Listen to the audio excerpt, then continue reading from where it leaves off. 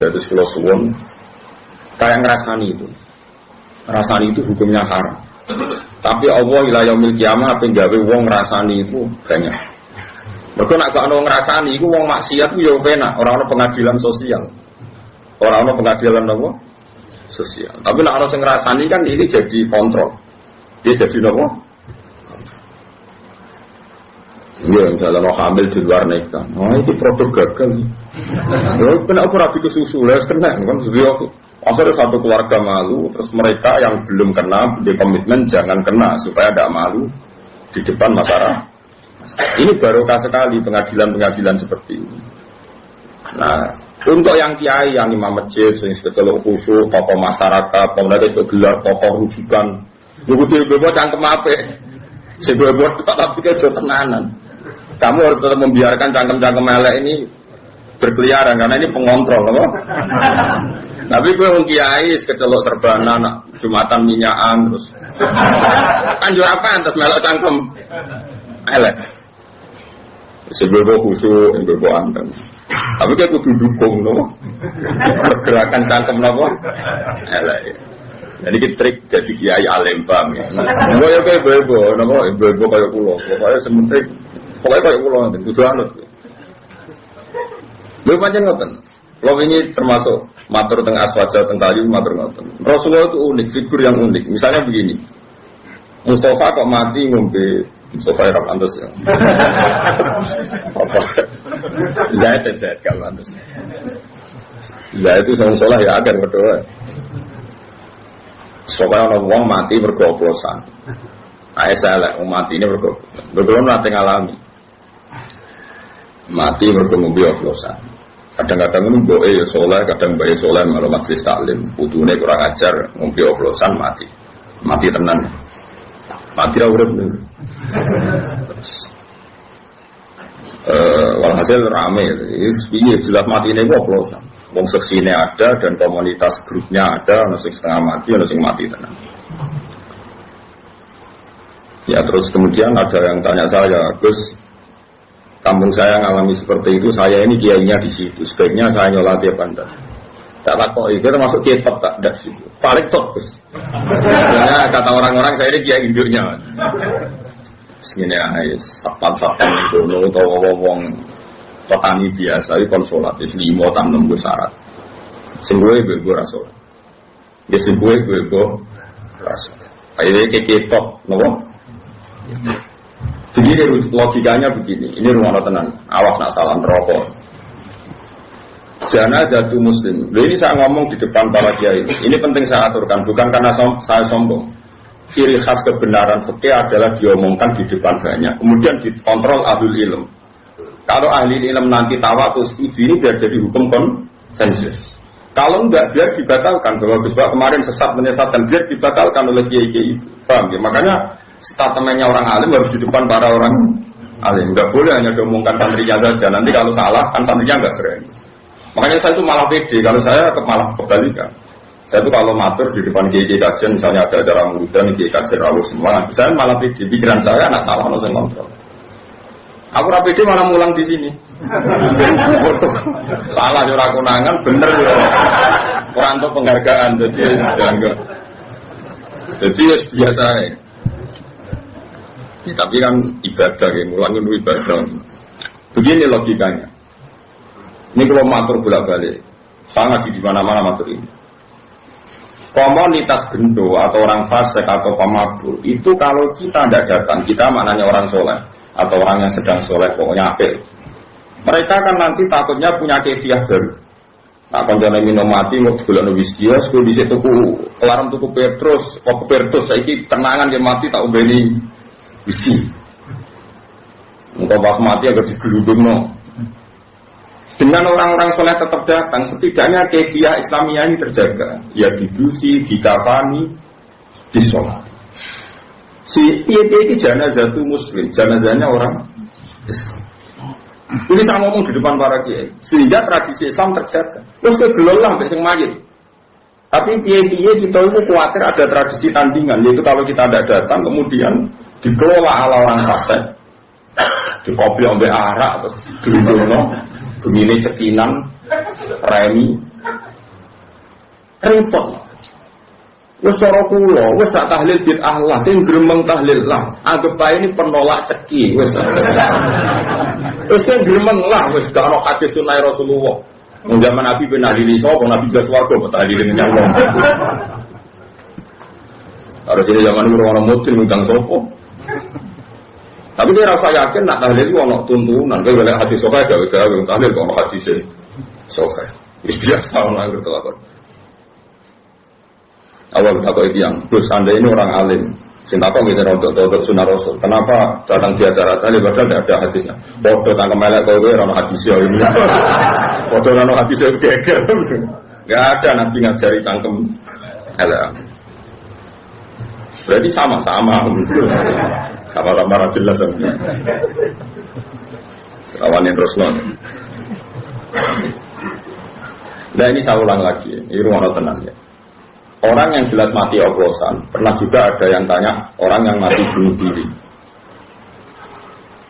Terus saya pernah ya ada sekitar 22 kilometer dari kampung saya itu di kampung di atas gunung. Ada orang, aja ini rontok soleh, ngomongnya soleh terkenal soleh ya. Justru karena soleh terlalu soleh kuper, tapi soleh kuper. Bujurnya ayat bahwa ini mati malah bunuh diri. Iya, silangan bujur, silangan awal. Itu kiai temannya itu. Hanya kasusnya itu nggak ada yang berani nyolati karena mati bunuh diri itu kan hukumannya berat. Ya kayak mati oplosan, mati bunuh diri, mati firor amisafir, lari dari perang, atau mati pas di tempat maksiat, tempat mesum, macam-macam. Ini caranya gini, cara berpikir kita. Kalau kita tidak datang, kita ini siapa saja, ada harus orang banyak. Nanti mereka melahirkan keifiyah baru. Ya saya ulang lagi, melahirkan itu satu. Dan ini tidak baik bagi Islam karena nanti setelah ada keifiyah baru, kita ini malah kesulitan menghilangkan. Paham ya? Kesulitan enggak? Karena nanti kalau ada orang fasik mati, sing masjid menunggu. Grupnya mereka sudah bikin keifiyah belum? Ternyata mereka datang lebih awal terus dikeifiyahkan ala mereka, enggak ada sholat, enggak ada kafan, terus langsung di. Kita kerepotan kan? Mendingan kita datang. Dan alhamdulillah tadi, saya contohkan, rata-rata mbahnya itu ya orang soleh, atau keluarganya, atau RT-nya. Sehingga karena mereka soleh ini, kayak sepakat masih fasik lah diperlakukan sebagai janazah muslim. Kadang baik nangis-nangis dengan kiai butuh pulau Gus, butuh pulau yai jenengan dongak not pura nyentuh yang pun ngoten macam-macam. Nah, dalam tradisi Rasulullah dulu ketika Abdul bin Ubay mati karena anaknya santri, nyatanya Rasulullah datang karena menghormati keluarga. Ada roh nak kelakuannya Abdul bin Ubay itu kayak seperti itu. Anggap saja kamu menghormati keluarga. Dua, menghormati keifiyah Islamnya, yaitu keifiyah Islam yang tadi. Karena kalau ada keifiyah baru kamu yang repot. Lu kalau nanti ngakoni, ini nyata. Di kampung sebelah saya itu terkenal wongnya itu tukang nanggap dangdut. Dan lu sembodor-bodor, semacam-macam. Dan itu orangnya itu kultus sama saya. Tapi ya kultusnya wong abang kan. Terus sesuk anak kula nikah, jenengan sing akad to, yo jam 9 Mungkin ngapun tenan jam 2 kendagitan. Lah terus piye? Jenengan teko sing akad kok yo. Ya tenang ya. Itu termasuk sisi kontroversi saya karena orang-orang itu. Iya Gus, sekarang ngomongin maksiat jalan kok gelem teko.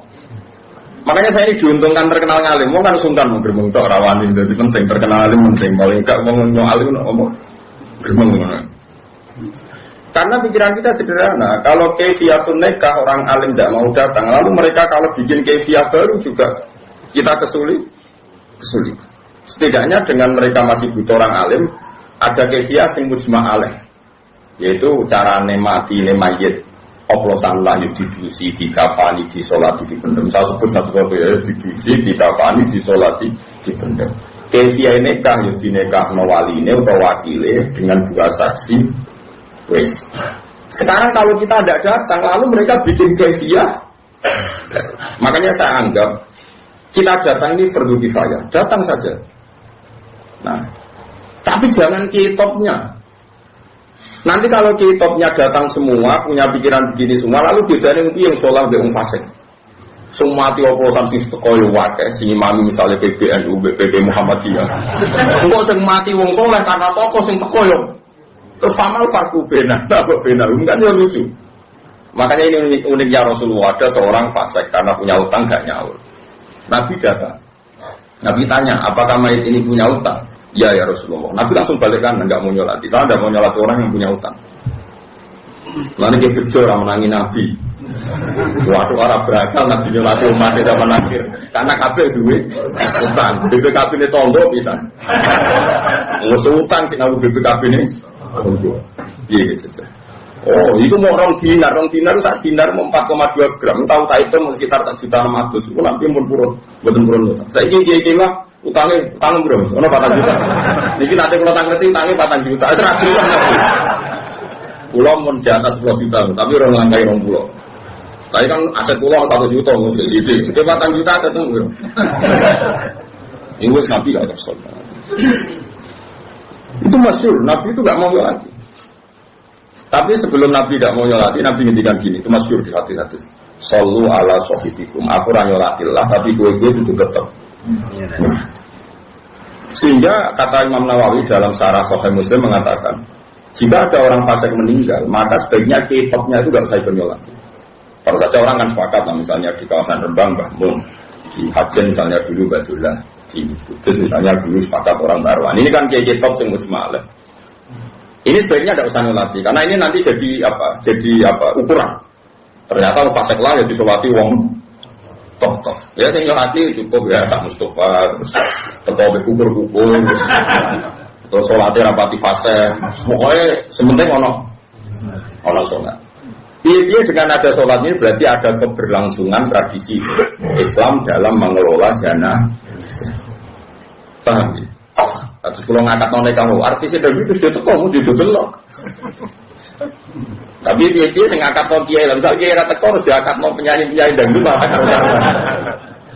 Ya semua niati dengan kita datang berarti kaifiahnya ala kaifiah Islam. Ini penting kolator, novel itu rata terlalu garis lurus, ya juga garis pingpong. Ngerti duduk perkara hukum itu. Ya, jadi ini penting kolaborakan, penting sekali ya. Jadi itu kaifiah yang dilakukan para ulama dulu. Ya, sallu ala sohibikum dari Dawi Nabi. Senajan to aku nyolati, tapi itu kudu tetap. Sudah itu berhenti secara. Suatu saat ada kejadian lagi sahabat yang punya utang mati. Nabi rawuh juga. Ketika diberitahu kalau orang ini punya utang, Nabi tidak akan nyolati. Terus kota ada ini sahabat bilang, ya Rasulullah, utangnya mayit ini aku yang nanggung, sehingga mayit ini sudah tidak punya utang lagi. Tapi bersonyolati. Sehingga terjadi tradisi Jawa kalau ada mayit itu sebelum dilepas semua utang dialihkan sama keluarga. Itu di Ibrono. Tapi yang meninggal sayangnya sekarang utang gitu. Kalau termasuk rata cocok, ada itu cocok separuh, rata cocok separuh. Dia nah, buatan ampun ajaran Ibrahim, gue. Saya meninggal sing utang itu. Buatan wong jelas-jelas bunga. Ibrahim itu saya itu dari yang utangnya apa dari yang bengok-bengok? Tapi itu lumayan. Setidaknya ada tradisi bahwa maklumat bahwa utang itu diambil alih yang ngepohi. Makanya kata Imam Nawawi gini, Imam Nawawi lucu nanti kan. Dia rasa soleh, rasa kecangkeman, dan orang diutang rambut solati. Rasulullah pas wafat itu masih punya tanggungan sama orang Yahudi. Lalu dia jogeman ketemu utang. Itu hebatnya Rasulullah. Beliau itu akramul khalqi, tapi tetap hidup ka'adatin nas. Umumnya orang diutang Nabi itu. Itu Rasulullah. Orang kaya itu diutang asli, nanti gue anjir asli permanen. Mengakhiri raiso. Tapi Nabi tetap karena meringankan hisab, Nabi tetap di jaminan yang di atas ketimbang utangnya. Jadi Nabi itu pernah punya utang, dihitung sama ulama. Itu salah sunasoan, hanya 30 sok. Anggap saja orang Indonesia misalnya 30 kilo beras. Nabi menjaminkan dir'an min adro'ihi, min juru'ihi. Itu nilainya baju perang zaman itu sorosan itu sudah hampir 500 juta. Apa 500 ribu lah paling murah. Berarti kan itu berlipat-lipat dari. Artinya kalau kamu punya utang, sebaiknya jaminan ini di atas yang kamu utangi. Sehingga nyari ridhonya yang utangi itu lebih tinggi. Taruh saja misalnya saya punya utang 1 juta. Terus jaminan saya senilai 5 juta. Ini kan pasti yang di murtahinnya, yang terima gede kan pasti ridho. Paham ya? Bukan karena hitung-hitungan bang, takut reso nyaur terus naik. Bukan karena itu. Ini kita ada orang-orang yang seperti itu. Bisa ulang lagi ya. Konsensusnya ulama dulu mulai zaman Rasulullah sampai sekarang itu kiai-kiai biasa nyolati tanggane yang terkenal fasik, terkenal gendo, terkenal maling. Tapi sebaiknya kalau mungkin kiai topnya ini tidak usah nopo datang. Tapi nanti kampung-kampung rata-rata datang semua. Gara-gara kan tidak semua orang kan takut merasa kiai top. Sampai gejol-gejolokan. Tapi mau rata kok. Aku mau Gus, engko nang rasa ketok lho. Berker kesunatannya sing top iku ora. Ora oleh teko, berarti sira teko ngrasa top. Akhire do teko mergo wedi dianggap top.